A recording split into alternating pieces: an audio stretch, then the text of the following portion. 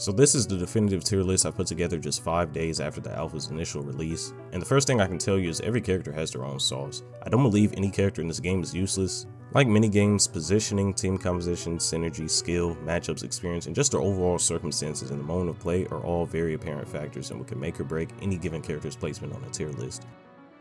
So firstly, let's start off with King T'Challa himself. Black Panther is a melee-driven character that fills the role of DPS, or as this game likes to call it, duelist, and in short, this dude, like a lot of characters, would completely wreak havoc if you let him. His abilities, like most characters, are intentionally designed to be used in conjunction with each other. As a Panther player, you almost always instantly go from using one skill to the next in quick succession, which usually results in getting the kill, but if not, at the very least, you get his HP significantly low. And it would seem his main strategy or game plan is to get a quick pick or kill, usually by going for flanks or just overall catching his opponents off guard.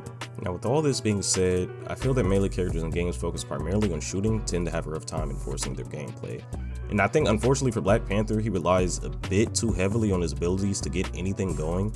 If you get caught as a Panther player with your abilities on cooldown, then your back is pretty much to the wall with little to no means of escape. So usually your best bet is to use his mobility and evasiveness to wait for your abilities to come back. So I ended up putting Panther at B, but maybe I just need to see some more from the character. Next, moving on to Bruce Banner and Hulk. This is another primarily melee-based character that fills the role of tank, or by this game's terms, a vanguard. And the dynamic between Bruce Banner versus when he turns into Hulk functions pretty much exactly like D.Va from Overwatch. You basically have to first drain Hulk's HP to 0, and then he transforms back into Bruce Banner, and then you have to try to kill Bruce from there. I actually think Hulk is a super solid tank just for being an annoyance. It's already bad enough he has the most health in the game, but if he has a healer pocketing him, it just makes your attempt at taking him down even more rough. Not to mention, he has pretty good agility and evasiveness. He can do a super long leap just by holding the jump button, allowing him to engage and disengage seamlessly at a moment's notice, and I don't think it has a cooldown either, so you can pretty much just keep jumping long distances as much as you want. Overall, I think Hulk is a super solid pick, not for his ability to kill, but more so just for being a hassle to take down.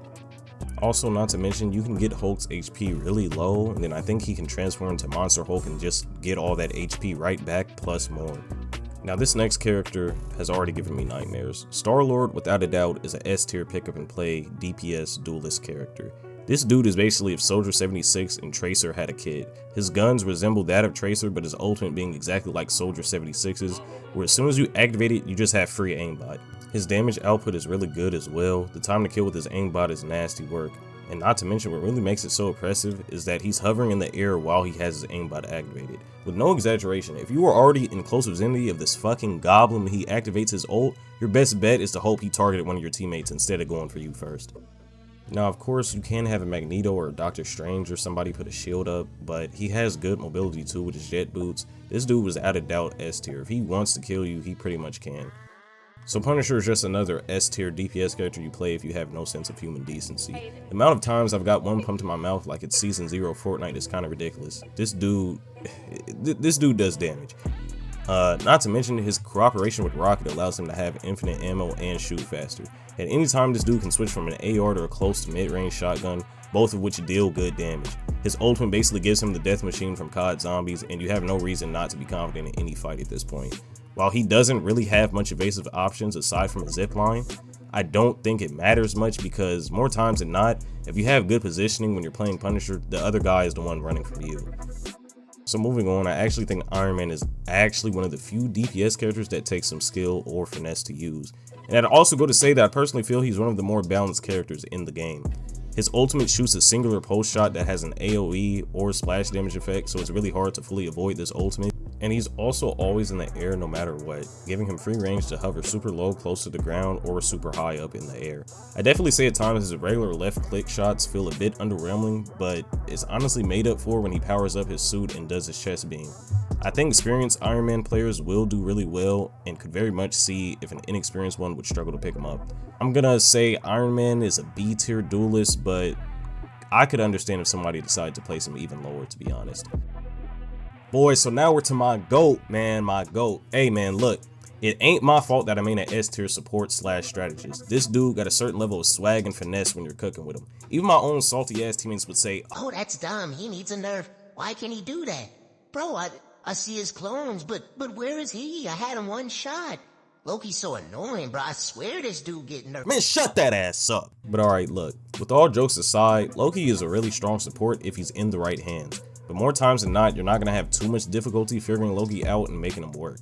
Now, hear me out. As a Loki main, I dare to say this, but in my opinion, I truly think Loki is a support, DPS, and even tank all in one. This dude can play every role. Now, while he doesn't quite traditionally fill the tank role, he does definitely have tankish qualities. He's basically allowed to keep the team together and stall for whatever they need if the Loki player pulls off the right plays and utilizes all of Loki's abilities at the right crucial moments. So the reason I think Loki can play the tank role in certain instances is because he's able to stall with anyone's ultimate of his choosing, and then when he's done using the ult, he transforms back into his normal state as Loki, but all his abilities are refreshed. So you instantly can drop your clones and put up the invincibility for you and your team again. Not to mention his healing is OD, and I've won so many 1v1s against different DPSs, like Magic and even Punisher or Star-Lord sometimes, because I can just set up my clones, which do so much damage when the clones are hitting their shots. And then Loki has a decent time evading or disengaging because he can swap places with his clones, and he can go invisible while recovering health or set his invincibility skill. All these moves combined allows the player to be so creative and really express themselves through the way they choose to utilize Loki's toolkit. Without a doubt, Loki's S tier, but for me it's more reasons than just his strength, but I think this is peak character design too. I gotta give a shout out to the devs because this is good character design, I'm not gonna lie. They did my boy justice, and I'm sure the Muppets out there are gonna get their wish, right? My character is gonna get nerfed, I'm gonna be sad, whatever, boo-hoo. I guess I'm gonna just have to hold it. So I definitely think Hela is an S tier DPS or duelist as long as you hit your shots. She reminds me of Ashe from Overwatch, and like I said before too, as long as you hit your shots, you're doing mad damage from far away. Her ultimate is also pretty cracked if you let her get away with it. She pretty much forces the entire team's attention on herself, and they're either forced to rotate out of her sight or shoot her down. Her evasiveness is just okay in my opinion. She only has like one ability where she turns into a crow and flies away for a little bit. But honestly, I think it's enough. If you get into a 1v1 scenario with a Hela player that hits their shots, all I can say is good luck. So yeah, I definitely think Hela is S tier, just really if you hit your shots, that's the main thing. So moving on to Magic is a bit tricky because by day one, I was ready to write her off as an S tier DPS melee character just for her health regeneration and ease of use alone. But as the days went on, I noticed that she wasn't really giving me too much trouble, and for some reason, I don't know, it's just with each day, like, the Magic stocks were just down. My teammate that was a Magic main often had to switch. I'm not sure if she's borderline busted or whatever, but there's times she feels hella oppressive and dominating, but other times where it's easy to deal with her. Her hitbox on most of her attacks is pretty OD. Most of the time you're going to be in range when you go for swings with Magic. Overall though, I think the health regen she gets from each successful hit really sets her apart from like a Spider-Man or a Black Panther. I've seen Magic's literally 1v3 in and out of demon form. So I'm gonna put Magic at A, but I don't know, maybe I just need to see a little bit more. We'll see. So Magneto fulfills the role of Vanguard or tank, and similar to Magic, I'm still a little bit on the fence. Whether or not he deserves S tier or A, I'm not really 100% sure. I decided to put him at A just to play it safe. I've been a victim of getting sniped by Magneto, and I'm not sure if it's a team-up ability or what. All I can say is he be sniping me from mad far for mad damage. Not to mention his shield is pretty good. He can also set a shield for his teammates as well, similar to Zarya from Overwatch.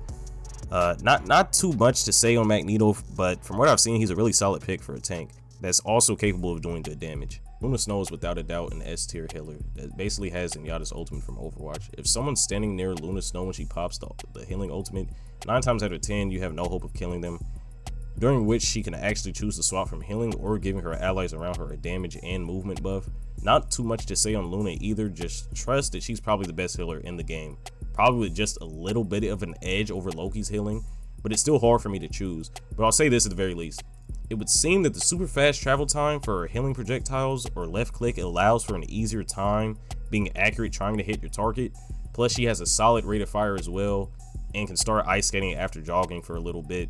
I think Loki in comparison actually heals more when he and all his clones hit their shots on the teammate they're trying to heal, but I think what gives Luna the edge is that Loki's clones have to be set up for one, and two, the travel time on his left click and projectiles isn't nearly as fast as Luna's, which results in a loss of accuracy. So I definitely think Luna will have a much easier time healing characters that are very mobile and do a lot of moving around. Versus Loki, I think that's where he struggles. Next, Doctor Strange I think is a very solid pick as a tank or Vanguard, mainly because of his shield. His shield allows for plenty of counterplay against various projectiles, abilities, and even a good amount of ultimates. Strange is honestly always a pleasure to have on your team, and he can open portals from spawn to I think just about anywhere on the map. There's so many times my teammate opened portals behind the enemies and we were able to get the jump on them. Or you could just drop your whole team right on the damn point, as I've seen done before. Strange also does decent damage himself, and his ultimate stuns you for so long, which allows your team to do whatever they want to those who got hit. So next we're moving on to what I believe to be one of the more weaker DPS characters, and I haven't seen too much of Storm, but from what I can tell, her ultimate is busted, and that's honestly about it. Other than that, maybe I just need to see more of Storm or actually play her, but I think she falls under B tier, or I could see if someone wanted to move her even lower. Like I said before, her main saving grace seems to be her ultimate, which is pretty cracked, but when I went into the practice range, I actually had difficulty getting my shots to hit from different angles. While she is similar to Iron Man in the sense that she's always flying at all times, I don't think she really has any evasive utility in the air at all. She's kind of just more of a sitting duck. Well, I guess in this instance, more of a flying duck. I don't know.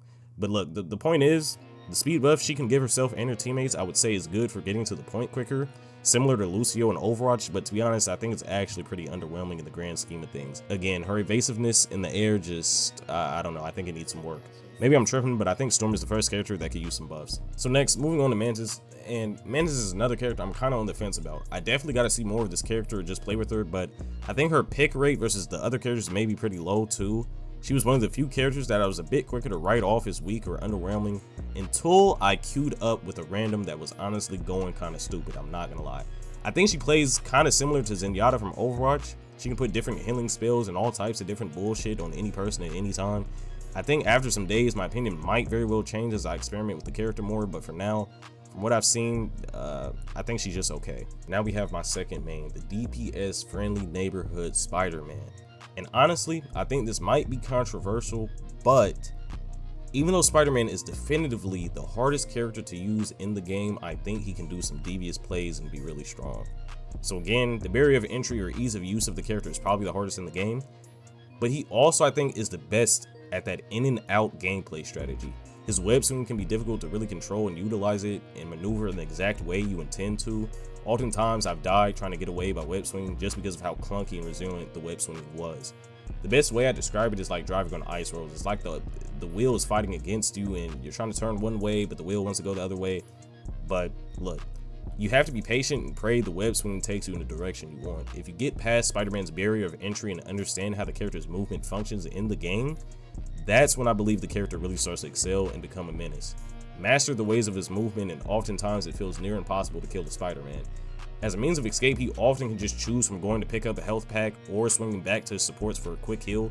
Not to mention his wall running isn't bad, and I think he's the only character in the game that can double jump. I know Black Panther can, but I think he also has to run off of a wall first before he can, but Spider-Man can just always double jump no matter what. The last thing I want to touch on is Spider-Man's role as DPS.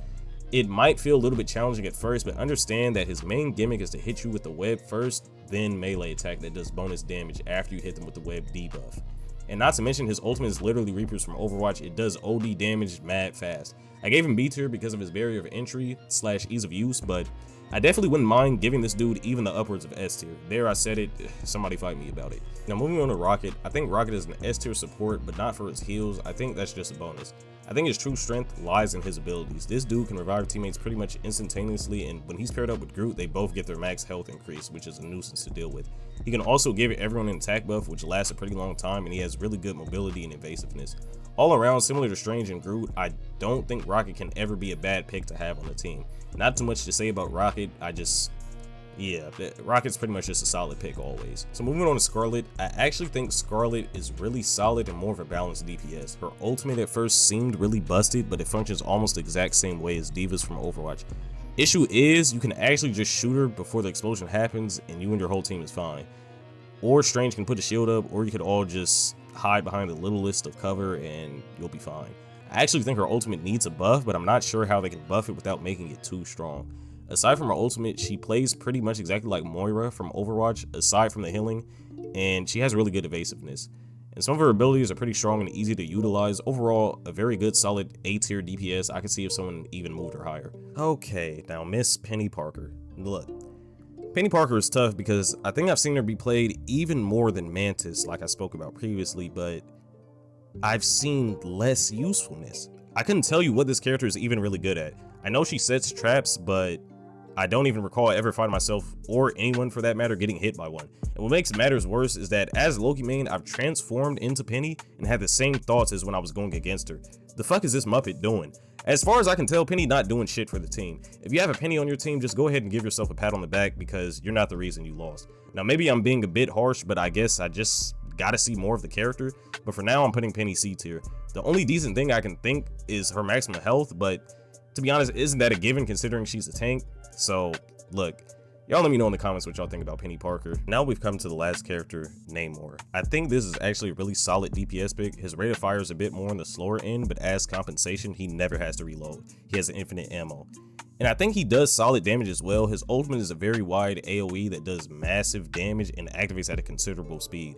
He also can set up these octopus turrets that automatically shoot at any enemy in its detection radius.